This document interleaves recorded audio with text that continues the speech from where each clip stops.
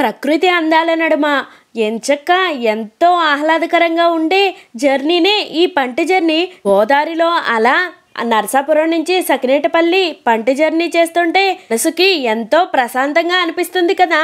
మేమైతే అలా పంటెక్కి 10 years పైనే అవుతుంది.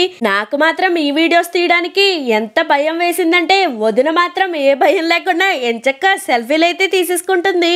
ఇంకా అలా మేమైతే అవతల నుంచి ఇవతలకైతే వచ్చేసాము. ఆ చిట్టి తల్లి కూడా వాళ్ళ మావయ్య దగ్గరుండి బాగానే ఎంజాయ్ చేసేస్తుంది. ఇంకా మా అమ్మాయికి కూడా ఏమాత్రం భయమే లేదు. అప్పుడు పంట జర్నీ అంటే చాలా ఎక్కువ టైం అనిపించేది.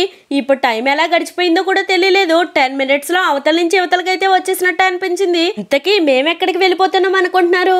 మీరైతే గెస్ట్ చేస్తే నాకైతే తప్పకుండా కామెంట్ సెక్షన్ లో చెప్పేయండి. రిలేటెడ్ వీడియోస్ లో మంచి వీడియో ఉంది, ఒక్కసారి ఇంట్రెస్ట్ ఉన్న వాళ్ళు చెక్ చేసేయండి. నచ్చితే లైక్ చేసి బాబీ గారు అమ్మాయి ఛానల్ ని సబ్స్క్రైబ్ చేసుకోవడం మాత్రం అస్సలు మర్చిపోతండి.